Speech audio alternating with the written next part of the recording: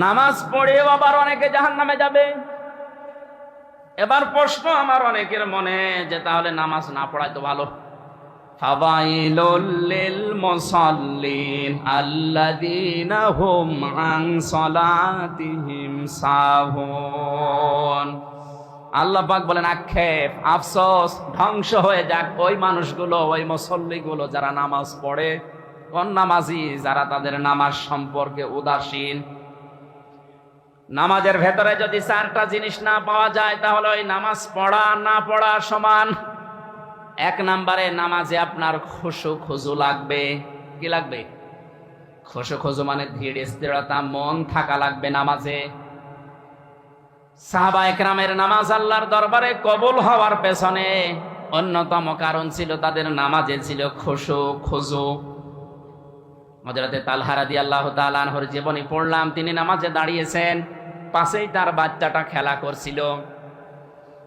পাহাড়ি এলাকা থেকে একটা সাপ এসে বাচ্চাটাকে জড়িয়ে ফেলেছে। হযরতে তালহার স্ত্রী আশপাশের মানুষজন ডাক দিয়ে সাপটাকে মেরে বাচ্চাটাকে বিপদ মুক্ত করে বসে আছে।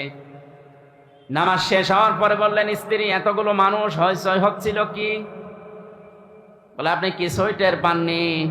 বাচ্চাটাকে সাপে জড়িয়ে ফেলেছিল, আপনি নামাজে আছেন, এই জন্য আশপাশের মানুষ ডাক দিয়ে সাপ মেরে বাচ্চাকে বিপদ মুক্ত করে আমরা আসি, এই জন্য গ্যাঞ্জাম হচ্ছিল। হযরতে তালহা নামাজের ভেতরে দাঁড়িয়ে সাপে বাচ্চা জড়িয়েছে, মানুষজন এসেছে, মুক্ত করেছে, উনি কিছুই টের পাননি। কি তেলাওয়াতে ছিলেন? স্ত্রী ডাক দিয়ে বলে, স্বামী আমার, এতগুলো কাজ আপনার সামনে ঘটে গেল, আপনি কিছুই টের পেলেন না। তালহা রাদিয়াল্লাহু তাআলা আনহু বলেছিলেন, স্ত্রী, নামাজে দাঁড়িয়ে আমার আল্লাহর সাথে আমার কথা হচ্ছিল। নামাজের ভেতরে যদি মন এদিকে ওদিকে চলে যায়, ওই নামাজ আর নামাজ থাকে না। সাহাবা একরামের খুশু খুজুর নামাজ আর আমাদের নামাজ আকাশ আর পাতাল। এজন্য এখানে যারা এসেছেন আহ্বান জানাচ্ছে, আপনি নামাজ আরম্ভ করেন খুশু খুজু নিয়ে। আর খুশু খুজু আসবে তখন যখন নামাজের তেলাওয়াতকৃত বিষয়গুলো আপনি বুঝবেন। নামাজে দাঁড়িয়েই যখন মানুষ বলে আল্লাহু আকবার, দুনিয়ার সব কিছুর তুলনায় আমার আল্লাহ বড়, ওর পেছনে সব কিছু ছোট হয়ে যায়। এটা মন থেকে মুখ দিয়ে কোনো মানুষ যদি বলে, আমার মনে হয় নামাজে দাঁড়ালে আমার আল্লাহর দর্শন পাওয়ার কথা। নামাজে দাঁড়িয়ে তুমি এমন ভাবে চিন্তা ভাবনা করো যেন তুমি আল্লাহকে দেখতে পাচ্ছ। যদি দেখতে নাও পাও, এই চিন্তা ভাবনা যেন মনের ভেতরে আসে, মহান আল্লাহ অবশ্যই আমাকে দেখছে। নামাজের 2 নম্বরে তেলাওয়াতকৃত বিষয়গুলো আমাদের বোঝার জন্য সর্বোচ্চ সূরা ফাতিহা বাদ দিয়ে 4টা সূরা অর্থ ব্যাখ্যা বিশ্লেষণ একটু কষ্ট করে আয়ত্ত করে নেবেন। খুব বেশি যদি আপনার মুখস্থ করা সম্ভব না হয়, সূরা বাকারা, সূরা ফাতিহা বাদ দিয়ে আর মাত্র 4টা সূরা হলে আপনার নামাজ হয়ে যাচ্ছে। ছোট ছোট হোক, কিন্তু বিষয়গুলো যদি আপনি নামাজের ভেতরে দাঁড়িয়ে বোঝেন যে কি বললাম। এই জন্য আল্লাহর উপরে ভরসা বিপদে পড়লে আমাদের বাড়ে, আমাদের ভরসাটা আরো বেশি বাড়ানো দরকার। আমি কথা বলছিলাম, নামাজ আদায় করে অনেক মানুষ জাহান্নামে যাবে। তার অন্যতম তারা যারা সাহুন, নামাজ সম্পর্কে উদাসীন, খুশু খুজু নেই, নামাজের ভেতরে কি পড়ে এটা বোঝে না, নামাজ যে শিক্ষা দিতে চায় ওটা তার প্র্যাকটিক্যাল লাইফে নিয়ে যায় না। এ মানুষগুলো নামাজ পড়ার পরেও ধ্বংস হয়ে যাবে, আল্লাহর ভাষায় জোরে বলেন নাউজুবিল্লাহ। তাহলে প্রথম নাম্বারে যারা বলছে আমরা নামাজ পড়তাম না, নামাজ পড়লে এগুলো আমাদের ছিল না, এই জন্য নামাজ পড়া না পড়া তাদের জন্য যেহেতু সমান, সুতরাং আমরা মুসলিম দাবি করছি, যারা যাই করেন না কেন অন্তত ফরজ নামাজগুলো আপনি ছাড়বেন না। তাহলে আল্লাহর জিম্মা থেকে, আল্লাহর আয়ত্ত থেকে আপনাকে আল্লাহ বের করে দেবে। আর আল্লাহর দায়িত্ব থেকে কোনো বান্দা বান্দি যদি বের হয়ে যায়, ওই 1 সেকেন্ড অন্তত চলার কথা না। চলতে গিয়ে হঠাৎ পা পিছলিয়ে বা পা বাঁকা হয়ে পড়ে গেলেন, পা ভেঙে গেল, আল্লাহর দায়িত্ব ছাড়া 1 সেকেন্ডও সুস্থ থাকাও সম্ভব না। অথচ ফরজ নামাজ যদি কেউ ছেড়ে দেয়, আল্লাহ পাক বলেন ওর দায়িত্ব আমি আল্লাহ ছেড়ে দেই। জোরে বলেন নাউজুবিল্লাহ।